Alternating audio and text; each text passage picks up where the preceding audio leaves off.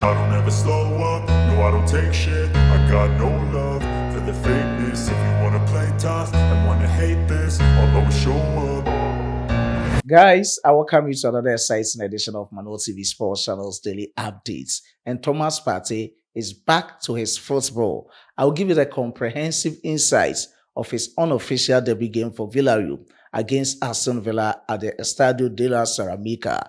I will talk extensively from Ghana's representative for the 2025 Total Energies CAF Champions League, same as CAF Confederations Cup, and the performances of some Ghanaian players in their various European leagues. But before I proceed with the details of all these stories, if you are new on this platform, kindly subscribe to the channel, hit on the post notification bell for more updates. Please don't forget to like the video and share to other social media platforms. You can follow Mano TV Sports both on Facebook and TikTok, and leave your decent comments in the comment box for special shoutouts in my subsequent videos. Ladies and gentlemen, let's delve straight forward into the video.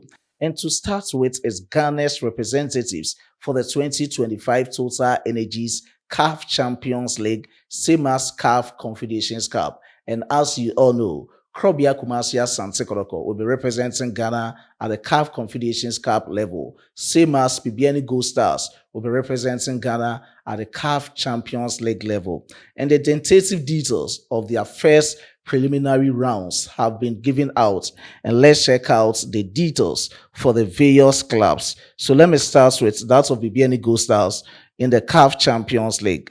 Their first game will be played against JS Kabylie of Algeria between 19th to 20th of September 2025 in Ghana. That will be the first round. And the return game will be played in Algeria between the 26th to the 28th of September 2025. And let's talk about that of Kumasi Asante Kotoko at the CAF Confederations Cup level. Their first game in the first preliminary round will be played against Kwara United of Nigeria, and you are going to have another encounter between Ghana and Nigeria. By this time around, it will be at the club level, where Krobia Kumasi Asante Kotoko will lock horns with Kwara United of Nigeria. And the first game will be played in Ghana, Kumasi, between 19th to the 21st of September 2025. And the return game will be played in Nigeria between the 26th to the 28th of September 2025. So these are the first preliminary rounds for the various Ghanaian representatives for both 2025 Total Energies CAF Champions League and Confederations Cup, respectively.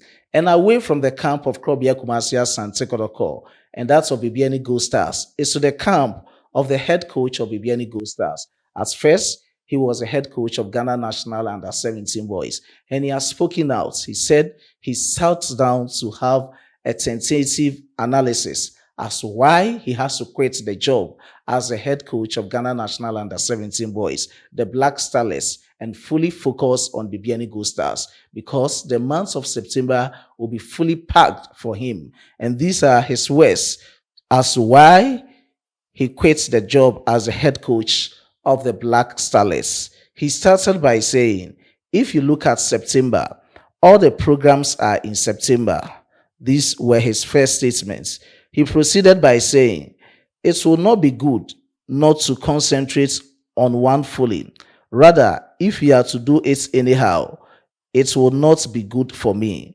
It will not be good for the under-17s and Gold Stars as well. So it's something that we sat down and talked about. For me, I think that is a good decision. So according to friend Paul Manso, he reckons that is a good decision to rescind his decision as the head coach of Ghana National Under-17 boys, the Black Starlets. They've now appointed Prosper Ogumnati as his replacement, and he's going to take charge of Ghana National Under-17 boys. So these are the reasons why Frimpong Manso quit the job as the head coach of Ghana National Under-17. And away from his camp is the performances of some Black Stars and Ghanaian players tonight in Europe. And let me start from that of Thomas Partey having his unofficial debut game for Villareal against Aston Villa at the Estadio de la Ceramica. Partey was subbed on the 73rd minute of the game, But before Partey was subbed on, the decision of the game had already been decided. They were down by 2-0 on the 23rd and 49th minutes. Goals scored by Oli Watkins and Emiliano Buendia. They scored the 2 goals for Aston Villa at the Estadio de la Ceramica. And looking at Thomas Partey's performance within the 17 minutes that he elapsed on the field of play, to describe Partey with these two sentences, I will say Thomas Partey kept his passing very simple on the field of play. Aside passing simply, Thomas Partey showed that composure despite having limited time on the ball. So these are the two sentences to describe Thomas Partey's performance today against Aston Villa for Villareal in his unofficial debut game for Villareal.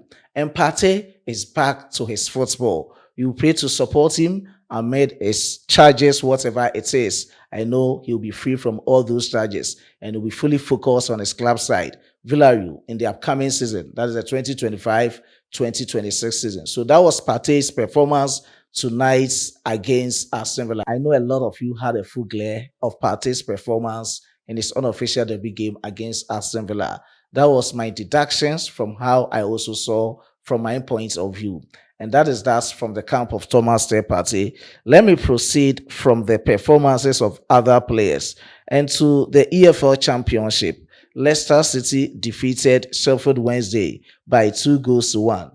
Back-Issahaku is back, and this time around, he represented Leicester City as a right winger, same as captain of the Black Stars. Jordan Ayew was the main man up front. He was a centre forward for Leicester City. Let's briefly check out their performances, and that was the heat map of Back-Issahaku against Sheffield Wednesday. Back-Issahaku played 78 minutes with no goal and assist.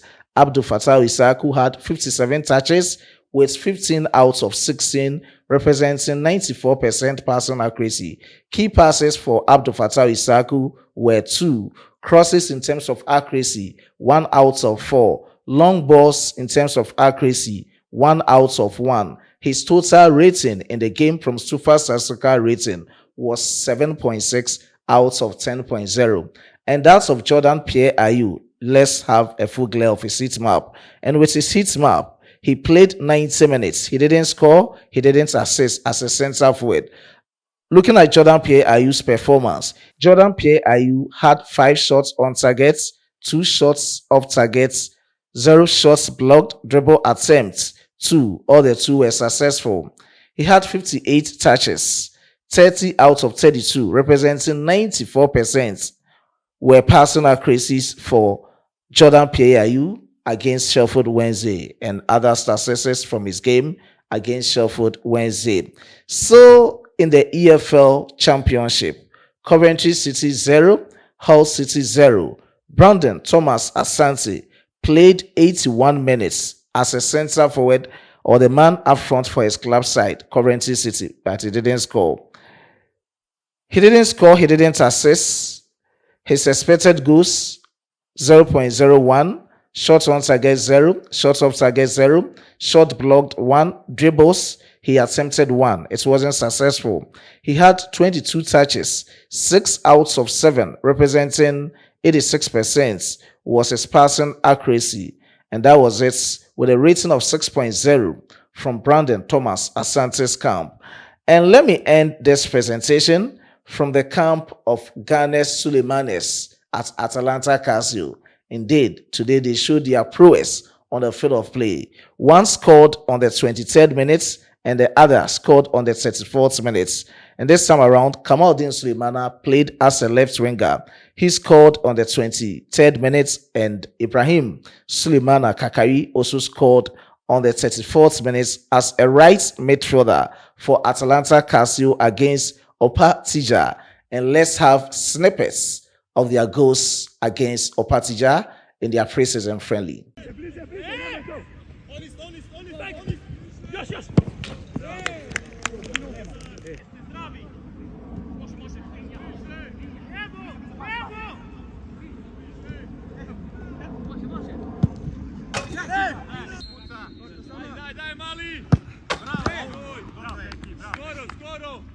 And that is that coming in from the camp of some Black Stars and Ghanaian players. And indeed, I know Thomas Partey will duly perform well in the subsequent matches for Villareal. Partey is back to his football, and we give him all the maximum support for him to excel in the Spanish La Liga. I was being supported by my hardworking chief editor, Emmanuel Kwame Asiedu, and my amazing graphic designer, Dominic. Before I take a leave of you, let me give special shout out to these amazing people. Rufai Abdullah, I do appreciate your support to Manual TV Sports.